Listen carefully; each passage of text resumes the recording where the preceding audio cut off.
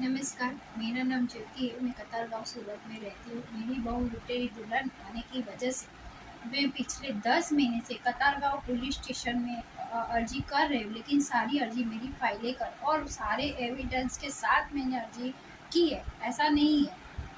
उस संदर्भ में मैं PSI, pi, ACP, DCP, police commissioner, commissioner साहब सबसे मिल चुके, लेकिन आज तक मुझे कोई भी रिस्पॉन्स न मिलने की वजह से मैं एसीपी, डीसीपी, डीआई, आईजी साहब, IAS, CM, PMO, home minister साहब, गांधीनगर, राजभवन और सब जगह मैं अर्जी कर चुकी हूँ।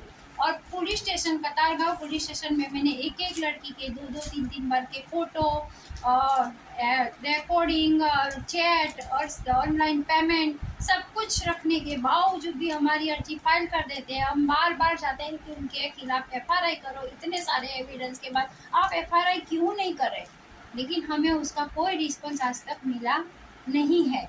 और उसके लिए हमने फिर डिस्ट्रिक्ट कोर्ट 156(3) उसमें भी हमने डाला है उसका केस, लेकिन अभी तक उसका भी केस नंबर गिरा नहीं है। हमारे साथ ये घटना हुई थी कि मैंने संदेश न्यूज़पेपर में न्यूज़ पढ़ी थी कि कम पढ़े लिखे हुए विकलांग और डाइवोर्सी के लिए हम योग्य कन्या गारंटी के साथ ढूंढ के देते हैं। तो मैंने कॉल किया, कॉल करते शरद भाई नाम के व्यक्ति ने रिसीव किया। मैंने सारी डिटेल दी तो उन्होंने बोला मैं घर पे आके आपकी सारी डिटेल ले लूँगा। 8 दिन के बाद शरद भाई हमारे घर पे आए तो मैंने सारा कुछ बताया। तो उन्होंने बताया कि आजकल तो है ना, लड़कियां भले कम पढ़ी लेकिन लड़का पढ़ा लिखा मांगती है, जैसे कि MBA है, इंजीनियर है, गवर्नमेंट जॉब है, ऐसा कुछ भी चाहिए। लेकिन तो मैंने बोला कि मेरा लड़का तो घर का छोटी मोटी दलाली का ही काम करता है और कुछ नहीं करता। तो उन्होंने बोला कोई बात नहीं है, आप कहीं कोई जॉब किया क्या तुमने कहीं? तो कोरोना में ये सूफी सार्वजनिक हॉस्पिटल के मेडिकल में जॉब करता था, तब उसको एक कार्ड दिया गया हुआ था। तो उन्होंने बोला ठीक है कार्ड दिखाओ। तो उन्होंने बोला कि इसी में मैं डॉक्टर का बायोडाटा बना देता हूँ। तो हमने ना बोला कि नहीं नहीं नहीं ऐसा नहीं करना है, क्योंकि हमें कुछ नहीं बताना। बोला उन्होंने इतना भरोसा दिलाया, वो 70-75 साल के होंगे, तो उन्होंने इतना भरोसा दिलाया कि उन सारी लड़की की जिम्मेदारी मेरी है। वो गरीब घर की रहती है, कम पढ़ी लिखी रहती है, उनको कुछ पता नहीं गिरता है बाद में। तो उन्होंने इतना भरोसा दिलाने पे उन्होंने हमारे ही मोबाइल में डॉक्टर वाला बायोडाटा बनाया। और फिर हमने कितना ना बोला शरद भाई को तो भी उसने बनाया। फिर उन्होंने नहीं करना है, नहीं करना है, नहीं करना 2000 है, घर तो भी पे आने के लिए और 500 रुपया गाड़ी भेड़े के लिए के वो चले गए। और उन्होंने बोला कि शारदा बेन करके अम्बेश्वर में जो बहन है उनकी लड़की की गारंटी मेरी है, आप ये वाला बायोडाटा उनको सेंड कर दो। हमने सेंड कर दिया। 2 दिन के बाद उनका कॉल आया कि मेरी लड़की की इंजन को आपका लड़का पसंद नहीं है। बाद में 4-5 दिन के बाद रिंकू बेन का कॉल आया कि रिंकू बेन ने बताया कि मैं ये शारदा बेन के साथ मेरी सारी बातचीत हो गई है और आपके लड़के के लिए मेरे पास MP की बहुत सारी गरीब घर की लड़की अच्छी अच्छी है, तो क्या आप MP करना चाहोगे? लड़की की गारंटी हमारी रहेगी। और हमारे समाज में लड़की नहीं थी, जो हमने बोला कि ठीक है कोई बात नहीं, हमें चलेगी MP की लड़की भी। तो हमने हाँ बोला। तो उन्होंने बोला कि ठीक है आप एक काम करो, आप जो भी शारदा बेन से मेरी बात हो गई, जो भी बायोडाटा है वो मुझे सेंड कर दो। हमने बोला कि देखो ये सब ऐसे, लेकिन उन्होंने भी इतना भरोसा दिलाया कि हमने वो बायोडाटा उनको सेंड किया। सेंड करने के बाद वो हमें बायोडाटा भेजते थे लड़की के, तो उसमें से हमने शिवानी नाम की MP की लड़की पसंद आई। बाद में हम उसके घर पे गए तो वहाँ पे उसके घर पे नहीं लेके गए और उसकी मौसी के घर पे लेके गए। वहाँ पे उसके बहन जीजा थे और मौसी थी और उनके शिवानी के मम्मी डैडी थे। तो बताया कि उसके जीजा जी ने तब बोला कि शैलेंद्र भाई जो रिंकू बेन के पार्टनर और थे, तो उनके थ्रू शिवानी थी। तो उन्होंने बताया कि इसका पहचान है ना डॉक्टर धनेश करके दिखाया। तो जीजा जी ने बोला कि भाई डॉक्टर है तो कोई तो उसका सर्टिफिकेट या कुछ तो हमें दिखा। तो बोला कि हाँ नेक्स्ट रिंकू बेन ने बात पलट की कि हाँ नेक्स्ट टाइम आएंगे ना तब जरूर दिखा देंगे। तो बाद में हम लोग उनके घर हमें दाहोद लेके आए। तो हम दाहोद आने के बाद रिंकू बेन ने बोला कि देख अभी एक प्रॉब्लम और हो गई कि बायोडाटा से नहीं चलेगा, एक काम करो तू अपने को भी सर्टिफिकेट बनाना पड़ेगा, नेम प्लेट बनानी पड़ेगी, एक काम कर हम बना देते। हमने ना बोला कि नहीं बाबा ऐसा कुछ भी नहीं करना है। लेकिन उन्होंने इतना भरोसा दिलाया कि ये लड़कियां गरीब रहती है, खाली उनको अच्छा घर चाहिए, सब कुछ बहुत भरोसा दिलाने पे बाद में उन्होंने हमारे ही मोबाइल में सर्टिफिकेट बनाया और नेम प्लेट भी दी। और जो कार्ड था सूफी सार्वजनिक का, उसमें डॉक्टर का एडिटिंग कर दिया। तो हम बाद में उनके भरोसे पे हम लोग तो रह गए। बाद में शिवानी और वो लोग हमारे घर पे आए, शैलेंद्र भाई शिवानी के घर वाले। तब रिंकू बहन ने हमें बताया था कि शिवानी के मम्मी डैडी बहुत गरीब है, तो वो शादी नहीं कर पाएंगे, तो आप 1 लाख रुपया शादी के लिए उनको दे देना। तो फिर भी हमको लगा कि 1 लाख रुपया ऐसे कैसे दे दें, तो हमने बाहेधरी करार बनाया। बाहेधरी करार में 50,000 रुपया हमने शैलेंद्र भाई को कैश दिया, और 48,000 रिंकू बहन के खाते में बैंक ऑफ बड़ौदा वाले में दिया, और 2,000 उसके भाई को कैश दिया। ऐसे करके हमने 1 लाख रुपया पूरा कर दिया। और बाद में जो बाकी का जो खर्चा है, जो पेट्रोल भराया, गाड़ी भाड़ा का जो भी ऑनलाइन है, वो सारा मैंने अर्जी में पुलिस स्टेशन में रख दिया है। बाद में शिवानी 2-3 दिन बहुत अच्छे से बात करती थी। 2-3 दिन के बाद हमें बोलने लगी कि एक काम करो, आप कपड़ा गहना और पैसा हमें यहाँ दे जाओ, क्योंकि मुझे भी खरीदी करनी है, तो मैं शादी के टाइम पे आ जाऊँगी। तो मैंने बोला कि ऐसे कैसे बेटा, कि हमने तो शैलेंद्र भाई को 50,000 दिया, रिंकू बहन को 48,000 दिया, तो वो बोली हमें तो 1 रुपया भी आज तक किसी ने नहीं दिया। तो मैंने बोला धनेश वाली बात तुझे सारी पता है, रिंकू बहन ने वो बताई है कि नहीं है, जो धनेश क्या काम रहा वो तो मुझे सारी पता है, क्योंकि मैं भी 8 पढ़ी लिखी हूँ, मुझे उससे कोई प्रॉब्लम नहीं है। लेकिन मुझे तो जा पैसा तो हम लोग को 1 रुपया भी नहीं मिला है। और ये लोग क्या करते हैं, ऐसे ही बताते हैं कि लड़की के अकाउंट ही नहीं है, यानी दलालों को उनके अकाउंट में पैसा देते हैं। हमने फिर रिंकू बहन ने और 2 दिन बाद शिवानी ने बोला कि अब एक काम करो, अब जब मेरी भाई की शादी होगी ना तभी मैं शादी करूँगी, तब तक मेरी शादी नहीं करूँगी। तो हमने रिंकू बहन को कॉल किया, तो उन्होंने बोला शैलेंद्र भाई को कॉल कर, क्योंकि शैलेंद्र भाई तो लड़की है, मेरे पार्टनर है, तो शैलेंद्र भाई संभाल लेंगे। तो शैलेंद्र भाई को कॉल किया, तो उन्होंने तो इतनी गंदी गाली दी जो सुनी भी नहीं जा सकती ऐसे। तो हमने बोला रिंकू बहन को कॉल किया, बोला कि रिंकू बहन शैलेंद्र भाई तो गाली गलौज करते, तो उन्होंने बताया कि कोई बात नहीं, मैं बात कर लूँगी। तो बाद में रिंकू बहन का कॉल आया कि शैलेंद्र भाई गुस्से वाले, गुस्से में उनको पता नहीं चलता कि वो क्या बोलते। एक काम करो, अभी शिवानी को भाई का शादी होगा ना, दोनों भाई बहन की शादी साथ में करनी है, तो एक काम करो, अभी बाद में मैं दूसरी उससे भी अच्छी लड़की दिखाती हूँ, और आप उससे ही करवा देंगे शादी, बराबर है। फिर भी हमने दूसरे दिन रिंकू बहन को बोला कि एक काम करो, आप हमारा सारा पैसा दे दो, हमें शादी ही नहीं करनी है, शादी आपसे करवानी नहीं है, आप जो भी मेरा 1 लाख रुपया है वो वापस दिलवा दें। बाकी का जो गाड़ी भाड़ा का जो हमने दिया, जितना दूसरा पैसा दिया, वो चलो वो जाने देते हैं, लेकिन हमें उतना 1 लाख रुपया हमारा रिटर्न कर। ऐसा करते ही उनके जो गुरु शेखर सिंह है, जो रिंकू बहन ने हमें बताया था कि मैं शादी ये मैरिज ब्यूरो का सारा काम उन्हीं से सीखी, वो मेरे गुरु है। तो उनका कॉल आया, उन्होंने बोला कि रिंकू बहन ने मुझे सारी बात बताई कि शिवानी ने आपके साथ क्या क्या किया, ऐसा किया वैसा। आप एक काम करो, टेंशन मत करो, हम लोग कोई सारे हमारा ग्रुप है, लेकिन हम कुछ भी फ्रॉड नहीं करते। मैं आपके लीगली फ़ोटो भेजूंगा, मेरा वीडियो नेटवर्किंग का भेजूंगा, सारा कुछ भेजूंगा, आप टेंशन बिल्कुल भी मत करो। आप जो भी लड़की से शादी करना चाहोगे ना, वो लड़की से हम शादी करवा देंगे।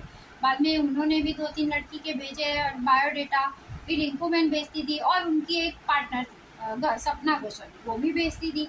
ऐसे करके वो बाद में कल्पेश भाई पटेल, रिंकू बहन का कॉल आया कि कल्पेश भाई पटेल जो मेरे और एक पार्टनर है, उन्होंने मुझे एमपी की दूसरी एक लड़की है अमीशा, उसके खाली मम्मी और भाई है और कोई भी नहीं है, और तो आप और उसकी मम्मी सिलाई काम करके करती है, और अमीशा हमें बहुत पसंद आई। तो उन्होंने ठीक है, वो लोग हमारे घर पे आए, तब मैंने उनकी मम्मी रेखा बहन उसको सारा कुछ बताया कि देखो रिंकू बहन ने जो भी आपको बताया वो सारा सच नहीं है, सारा सच तो ये है कि मेरा बच्चा ये काम था। तो उन्होंने बोला कि कोई बात नहीं है, मुझे सारा कुछ पता है, लेकिन मेरे पापा फौजी थे और मेरे पापा पढ़े लिखे हैं, इसीलिए मुझे है ना खाली पढ़ा लिखा बताना पड़ेगा। तो रिंकू बहन ने जो भी आपको सेंड किया है ना बायोडेटा, वो मेरे में और मेरे जो भाई है ना कल्पेश भाई, जो मेरे भाई जैसे ही थे, ऐसे मैं उनका सारा मानती हूँ, तो उनको भी सेंड कर देना। तो हम बाद में हाँ बोला, गणेश ने भी सारी बात अमीशा को भी बताई थी, तो उसने बोला मैं भी तो 10 ही पढ़ी हूँ, 2 साल तो कोरोना में ऐसे ही पास हो गई, मुझे कोई प्रॉब्लम ही नहीं है ऐसे करने से। बाद में हम एमपी बुलाए हमें, तो हम एमपी जाने के बाद जब उनके मम्मी पापा और भाई आए, तब रेखा बहन ने धनेश की पेदन वापस से डॉक्टर पे कि मैं मेरी बच्ची की शादी यहाँ सूरत में ये डॉक्टर से कर रही हूँ। लेकिन तब हमें नहीं पता था कि ये उनके ओरिजिनल मम्मी पापा और भाई नहीं है, जो शादी के बाद हमें पता गिरा। तब मैंने बोला कि रेखा बहन ऐसे मत करो, क्योंकि आपके मम्मी पापा को भी पता तो गिरेगा। बोला कोई बात नहीं है, वो शादी के बाद सब मैं हैंडल कर लूँगी। और शादी 10 ही दिन में तय हो गई। फिर हम लोग आए और सूरत आ गए। सूरत में सारा जो भी था, पंडित बिंडित जो भी करना, सारा खर्चा हमने उठाया। और रिंकू बहन नॉर्मल बनेगी। रिंकू बहन हमेशा एक बात बोलती थी कि नॉर्मल बन के 2-3 रिकॉर्डिंग ऐसे भेजना कि हमें लड़की वाले को दिखाना रहेगा कि हाँ भाई तू है, ये असली में डॉक्टर है। जैसे वो लोग भी हमें भेजते थे नॉर्मल बन के बात करके, तो हम भी ऐसे, उन्होंने 2-3 रिकॉर्डिंग ऐसे भेजे तो हमने भी भेजे। तो ऐसे हमने किया है। बाद में रिंकू बहन 19 तारीख को और शादी करने के लिए दादा भगवान के मंदिर में कल्पेश भाई भी आए, रिंकू बहन और उनकी सास और रेखा बहन के मम्मी पापा आए, इतने जन आए। बाद में शादी के रात हमें कॉल आया कि अमीषा और रेखा बहन रो रही है क्योंकि समाज का दंड भरना पड़ता है। 1.5 लाख रुपया समाज का दंड है, समाज का दंड नहीं भरेंगे तो उसकी मम्मी वहाँ से उसको प्रॉब्लम हो जाएगी। तो एक काम करो, आप समाज का दंड दे दो, तभी शादी हो पाएगी, नहीं तो हम शादी नहीं कर पाएंगे। हम बोले कि अभी 1.5 लाख रुपया तो ऑनलाइन सारा पेमेंट किया है, वो लाख रुपया दिया है, तो अभी आप ऐसे कैसे बोलो। और शादी की सारी तैयारी हो गई थी और समाज में भी लड़की की बहुत ज़्यादा अच्छत होने के कारण हम लोग ने 1 लाख रुपया उनको कैश समाज का दंड भी दे दिया। और जिसका रिकॉर्डिंग मैंने पुलिस स्टेशन में वो भी रखा हुआ है, जो मांगा था हमारे समाज का दंड। बाद में रेखा बहन और रिंकू बहन ने दोनों ने बात की थी समाज के दंड ने, जो रिंकू बहन ने हमें भेजा था वो रिकॉर्डिंग मैंने रखा हुआ है कोर्ट में कि ये समाज का दंड 1.5 लाख रुपया भरना पड़ता है। बाद में शादी हो गई। शादी के बाद और रेखा बहन को भी बोला था कि आपका अकाउंट नंबर है तो आपके अकाउंट में ही डाल देते, तो बोले कि रिंकू बहन के अकाउंट में ही डालो, मैं रिंकू बहन के पास से रोकड़ ले लूंगी। बाद में शादी हो गई। शादी के बाद अमीषा हमारे घर पे अच्छे से रही। 3 दिन के बाद अमीषा ने एक नाटक किया था कि मुझे डिवोर्स चाहिए, कुछ भी कारण नहीं था। तीसरे ही दिन, क्योंकि दूसरे दिन तो हम गए, हमारी कुल देवी में जाना पड़ता है, तो हमें कुल देवी गए।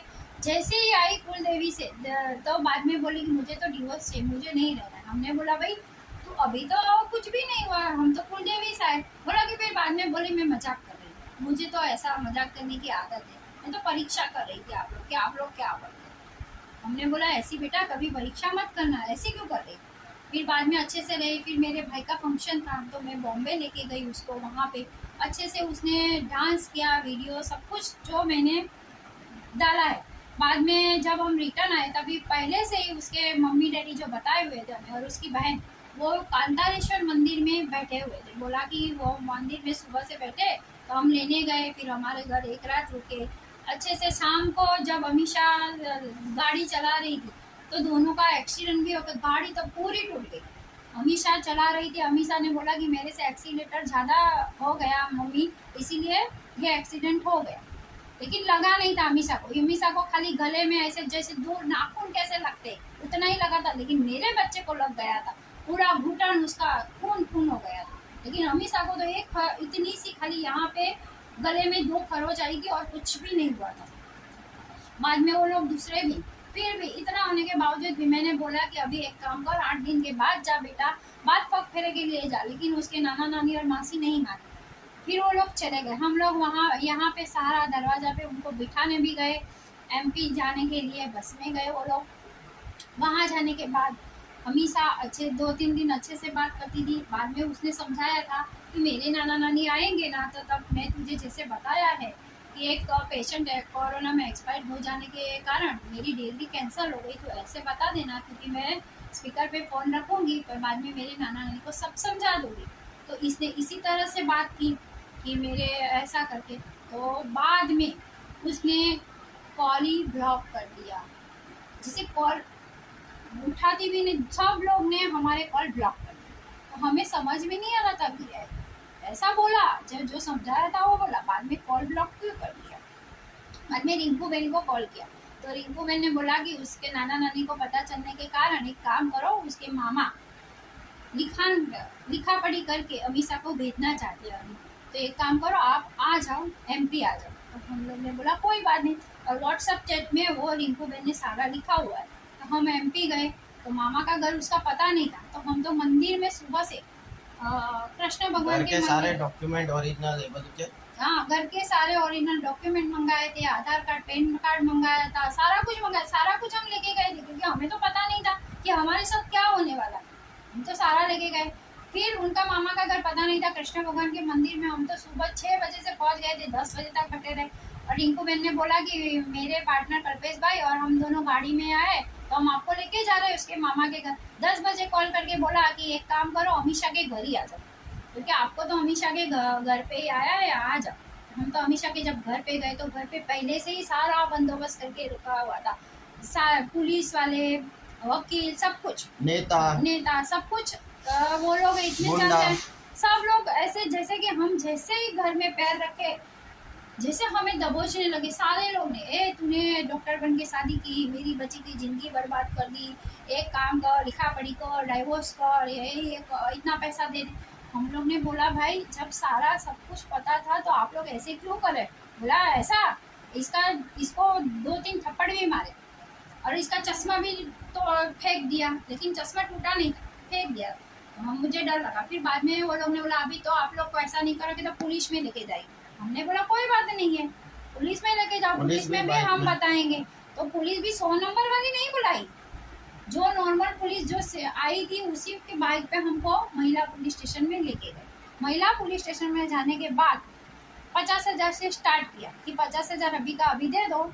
तो हमने बोला कि अभी का अभी तो 50,000 और डाइवोर्स का बोला, मैंने डाइवोर्स नहीं दिया है, और चालू मैरिज में मैरिज भी करने जा रही है। मैंने वो भी उसकी मम्मी, उसके भाई, उसके सारे परिवार, सब उसके दोस्तार को और अन्य लोगों को भी जान के कि चालू मैरिज में मैरिज करने जा रही है, अमीषा ने डाइवोर्स नहीं लिया है, तो भी वो डिवोर्स में चालू मैरिज में मैरिज नहीं कर सकती, क्योंकि मैंने डिवोर्स दिया नहीं है अमीषा को।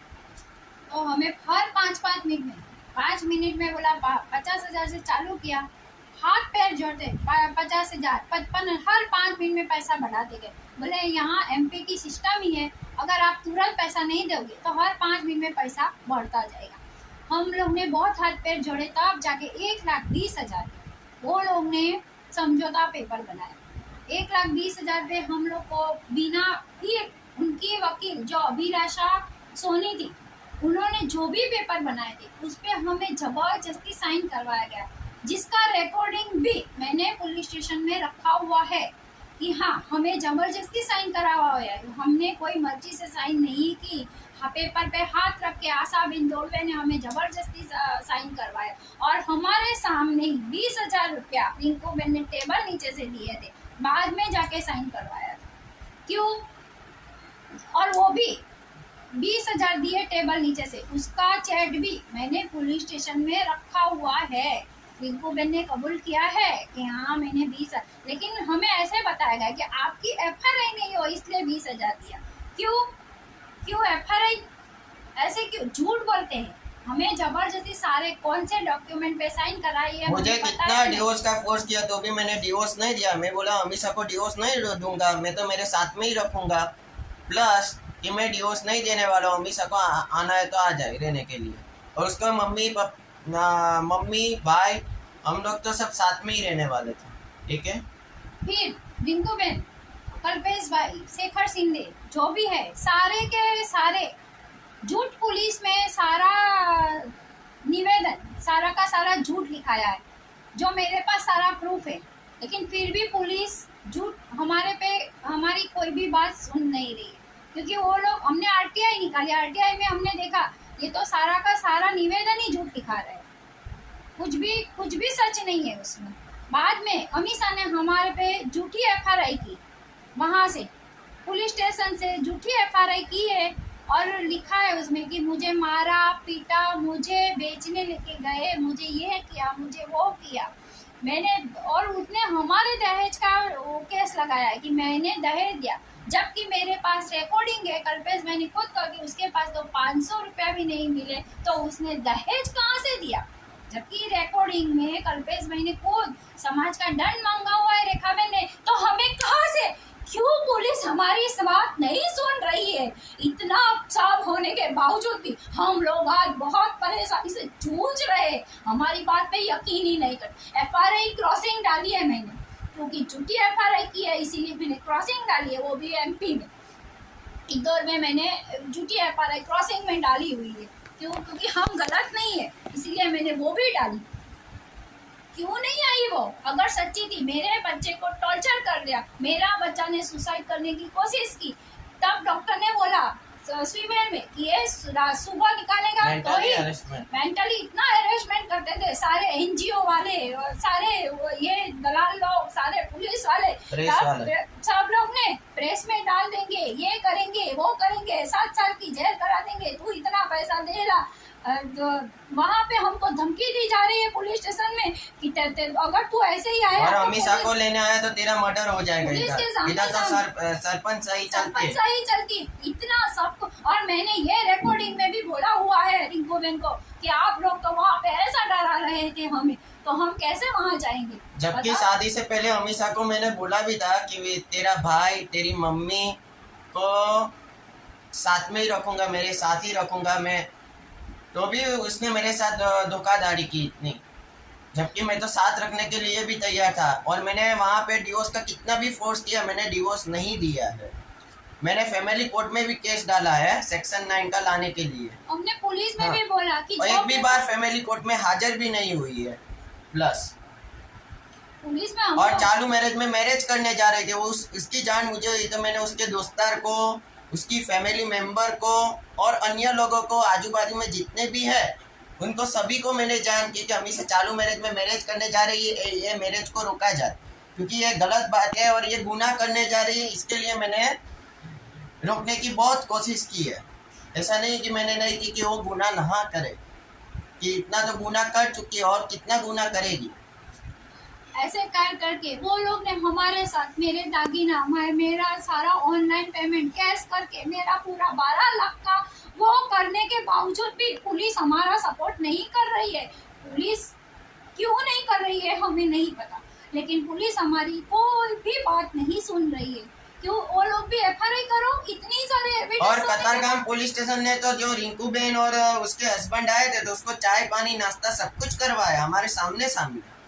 हमने तो एसीबी में भी कंप्लेंट की थी, एंटी करप्शन ब्यूरो में, कि पुलिस वाले ने हमारे साथ ऐसा किया है, और पुलिस तो भी कोई भी एक्शन नहीं, अर्जी फाइल ही हो जा रही है। पुलिस निवेदन में जो हम बोलते थे उसका अलग ही लिखते थे, बार बार हमने उसकी भी अर्जी की कि हम जो बोलते हैं निवेदन में उसका। और कतारगाम पुलिस स्टेशन के पीएसआई ऐसे बोलते हैं कि पुलिस की स्टाइल अलग रहती है, वकील की स्टाइल अलग रहती है और आपकी स्टाइल अलग रहती है, हम पुलिस की स्टाइल में ही निवेदन लिखेंगे। हम जो बोल रहे हैं, हमारे साथ जो घटना बनी है वो लिखा जाए कि पुलिस की स्टाइल में लिखा जाए।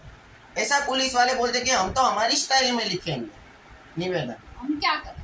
हम तो अभी, हमको बस सिर्फ न्याय चाहिए और कुछ भी नहीं चाहिए, क्योंकि झूठी एफआईआर हमारे खिलाफ हुई, वो भी हमने एमपी में क्रॉसिंग में डाली। क्यों? क्योंकि हम गलत नहीं, और मैंने पूरा उसको मारा नहीं, पीटा नहीं, सारा एफिडेविट बनाया, बिल्डिंग का एफिडेविट बना के वो भी रखा। क्यों? क्योंकि हम लड़की को घर पे एक काम नहीं करवाया, 24 घंटा एसी में रखा, सब कुछ किया।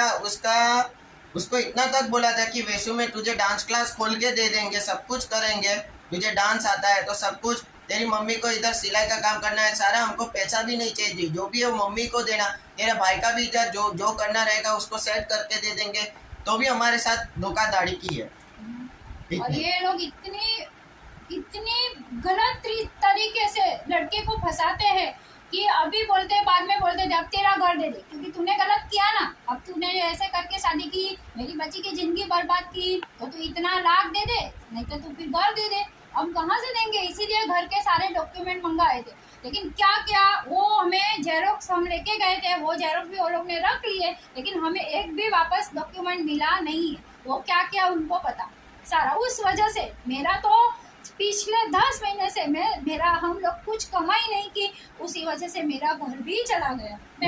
पुलिस स्टेशन, मैं घर भी ले गई, कोर्ट, पुलिस स्टेशन, इसमें सारी जगह, नेता में, सभी जगह हमने न्याय मांगने की बहुत कोशिश की, पर कहीं से भी हमको न्याय नहीं मिला है। हमारा घर चला गया, हम अभी भाड़े पे आ गए वापस। क्या हमारे पास अब कुछ नहीं। अब हम यही चाहते हैं कि हमें न्याय मिले, हमें और कुछ भी नहीं चाहिए। बस हमारी जो भी ये सारी घटना जो हमने बताई है वो सारी सच है, सारे एविडेंस के साथ है। बस हम तो यही चाहते हैं कि हमें अभी न्याय मिले, क्योंकि ये लोग बहुत गलत तरीके से लड़के को फंसाते हैं, लड़के को झांसे में लाके, और कोर्ट को नहीं मानते। बोलते हैं कि हम कोर्ट में नहीं मानते, हम सिर्फ पुलिस को ही स्टेशन में मानते हैं, पुलिस में ही मानते हैं। जबकि हम तो कोर्ट में मानते हैं, हम कोर्ट में गए, कोर्ट में डाला, क्योंकि हम कोर्ट में मानते हैं, क्योंकि हम पुलिस में नहीं मानते हैं। तो हमें न्याय चाहिए बस। नमस्कार। મારી હર્ષ સંઘવી સાહેબને એટલી જ નર્મ વિનંતી છે કે આ ગેંગને કાર્ય કરવાની રીત બહુ ખરાબ છે, અને બહુ જ ખરાબ એટલે બહુ જ ખરાબ છે. છોકરાને પ્રી પ્લાનમાં ફસાવીને બધી રીતે પૈસા પડાવવાની આ ટ્રીક છે, અને છોકરો આમાંથી બહાર જ ન નીકળી શકે પહેલી એક વાર. અને આજે છોકરીને ન્યાય તો તરત જ મળી જાય છે. હર્ષ સંઘવી સાહેબે ગ્રીષ્મકાંડ કરમમાં બી સપોર્ટ કર્યો, બરાબર. પ્લસ કે હમણાં અંબાજીનું થયું હતું એમાં બી કર્યો એ હર્ષ સંઘવીએ. પણ આજે મેં જ્યારે મેલ કર્યો તો મને કોઈ પણ પ્રકારનો સપોર્ટ નહીં થયો, નેતામાં, પોલીસ સ્ટેશનમાં કે કશે કોર્ટમાં. કેમ? છોકરાને ન્યાય મળવો ન જોઈએ? છોકરીને જ મળવો જોઈએ. છોકરા અને છોકરી માટે કાનૂન સરખો બનાવો સાહેબ, આવું નહીં કરો. આજે ન્યાય મળવો જ જોઈએ, અને અમારી કતારગામ પોલીસ સ્ટેશનમાં FRI તો થવી જ જોઈએ. આજે અમારા સાથે બહુ ખોટું થયું છે. આજે અમે આટલું એમનું સારું ઈચ્છતા છતાંય અમારા સાથે આટલું ગલત થયું છે, તો FRI તો થવી જ જોઈએ. અમે કેટલી જગ્યાએ ન્યાય મેળવવાની કોશિશ કરી, કેટલી જગ્યાએ ગયા, પણ કશેથી બી અમને સપોર્ટ નહીં મળ્યો. બસ હર્ષ સંઘવી સાહેબને એટલી નમ્ર વિનંતી છે કે આ લોકો પર તાત્કાલિક એક્શન લઈ અને FRI કરી આ લોકોને એરેસ્ટ કરી ને અમને ન્યાય અપાવે, અને જલ્દીથી જલ્દી અમારો આ કેસ સોલ્વ થાય એવી હર્ષ સંઘવી સાહેબને નમ્ર વિનંતી છે.